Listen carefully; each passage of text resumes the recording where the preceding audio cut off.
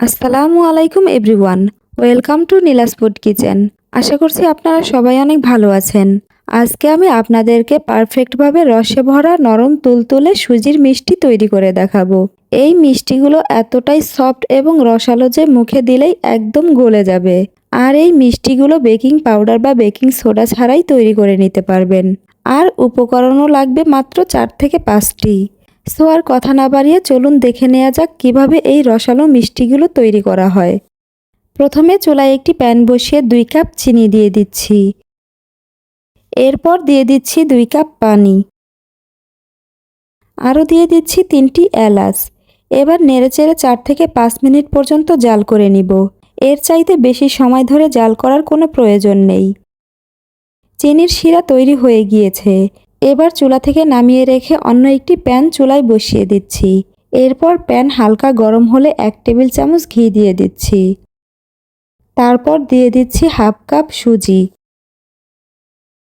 সুজিগুলো চুলার একদম লো আঁচে 5 থেকে 6 মিনিট পর্যন্ত ভেজে নিব। সুজিগুলো ভেজে কিন্তু এর রং চেঞ্জ করা যাবে না। সুজিগুলো এমনভাবে ভাজতে হবে যেন এগুলো ভাজা হয়ে যায় কিন্তু এর রং সাদাই থাকে। সুজি ভাজা হয়ে গেলে এর মধ্যে 2 টেবিল চামচ ময়দা দিয়ে দিচ্ছি। নেড়েচেড়ে ময়দা সুজির সাথে ভালোভাবে মিশিয়ে নিব। এখন এর মধ্যে দিয়ে দিচ্ছি 1 কাপ তরল দুধ। এবার অনবরত নেড়ে নেড়ে সুজির ডো বানিয়ে নিব। আর এ পর্যায়ে চুলার আঁচ কিন্তু একদম লোতেই থাকবে। সুজির মধ্যে যদি দলা পেকে যায় তাতে ভয় পাবার কিছু নেই। এইভাবে স্প্যাচুলা দিয়ে ডলে ডলে দলাগুলো ম্যাশ করে নিলেই হবে। দেখুন একদম পারফেক্ট একটা ডো তৈরি হয়ে গিয়েছে। এখন ডোটি চুলা থেকে নামিয়ে একটি ছড়ানো প্লেটে নিয়ে নিচ্ছি। তবে প্রথমে প্লেটের মধ্যে আমি সামান্য ঘি মাখিয়ে নিচ্ছি।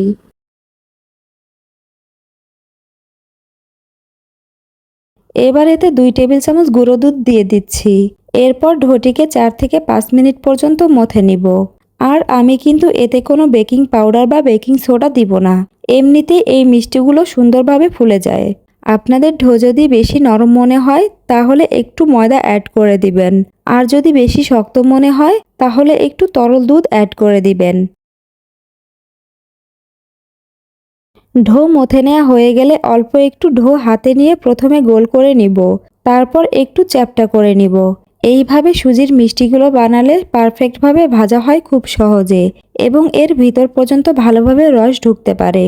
গোলাপ জামুনের মতো করে সুজির মিষ্টিগুলো বানাতে গেলে অনেক সময় মিষ্টির ভিতর পর্যন্ত রস ঢুকে না, তাই এইভাবে বানিয়ে নিলেই সবচাইতে বেস্ট হয়।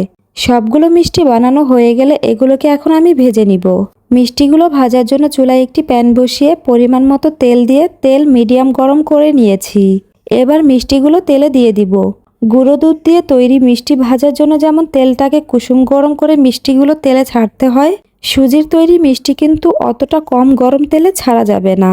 তার চেয়ে আরেকটু বেশি গরম তেলে সুজির মিষ্টিগুলো ছাড়তে হবে, নয়তো মিষ্টিগুলো ভেঙে যাওয়ার চান্স থাকে। চুলার লো আঁচে মিষ্টিগুলো উল্টিয়ে পাল্টিয়ে পছন্দ মতো কালার করে ভেজে নিব। চুলার আঁচ বাড়িয়ে ভাজবেন না, তাহলে উপর থেকে কালার হয়ে যাবে আর ভিতরে কাঁচা থেকে যাবে। তাই চুলার আঁচ একদম লোতে করে দিয়ে একটু সময় নিয়ে ধৈর্য ধরে মিষ্টিগুলো ভেজে নিতে হবে। আমি কিন্তু একসাথে সবগুলো মিষ্টি ভাজছি না, অর্ধেকটা মিষ্টি এখন ভেজে নিচ্ছি, বাকি অর্ধেকটা পরে ভেজে নিব। আপনারা প্রথমে একটি মিষ্টি বানিয়ে ভেজে দেখবেন তেলে দেবার পর ভেঙে যায় কিনা, অথবা মিষ্টিগুলো ফুলে নাকি ফুলে না। যদি তেলে দেবার পর ভেঙে যায় তাহলে একটু ময়দা মিশিয়ে নেবেন। আর তেলে দেবার পর যদি মিষ্টিগুলো না ফুলে তাহলে সামান্য বেকিং পাউডার অ্যাড করে দিবেন। দেখুন আমার মিষ্টিগুলো কতটা পারফেক্টভাবে ফুলেছে। আমি আমার পছন্দ মতো কালার করে মিষ্টিগুলো ভেজে নিয়েছি। এখন মিষ্টিগুলো তুলে সরাসরি শিরার মধ্যে দিয়ে দিব। আর এ পর্যায়ে শিরা কিন্তু কুসুম গরম রয়েছে। বাকি মিষ্টিগুলো ভাজা হয়ে গেলে শিরার মধ্যে দিয়ে দিচ্ছি। এখন মিষ্টিগুলো ঢাকনা দিয়ে ঢেকে রেখে দিব 10 থেকে 12 ঘন্টার জন্য। 12 ঘন্টা পর মিষ্টিগুলো শিরা খেয়ে ফুলে একদম ডাবল হয়ে গিয়েছে। এই মিষ্টিগুলো খেতে কিন্তু আলহামদুলিল্লাহ অনেক মজার। যদিও দুধ দিয়ে তৈরি করা মিষ্টি বেশি মজার হয়ে থাকে, কিন্তু সুজির তৈরি এই মিষ্টিগুলোও কিন্তু কম মজার না। আর দেখতেই তো পারছেন মিষ্টিগুলো কতটা আকর্ষণীয় লাগছে। আমি একটি মিষ্টি কেটে দেখিয়ে দিচ্ছি। দেখুন মিষ্টির ভিতর পর্যন্ত পারফেক্টভাবে রস ঢুকে গিয়েছে। আর মিষ্টিগুলো কতটা সফট হয়েছে, একদম নরম তুলতুলে। ভিডিওটি ভালো লেগে থাকলে প্লিজ একটি লাইক দিবেন। আর আমার চ্যানেলটি যদি এখনও সাবস্ক্রাইব না করে থাকেন তাহলে প্লিজ আমার চ্যানেলটি সাবস্ক্রাইব করে দিবেন। আমার ভিডিওটি সম্পূর্ণ দেখার জন্য আপনাকে অসংখ্য ধন্যবাদ। সো আজ এ পর্যন্তই। আবার দেখা হবে নতুন কোনো রেসিপি নিয়ে। সে পর্যন্ত সবাই ভালো থাকুন, সুস্থ থাকুন। আল্লাহ হাফেজ।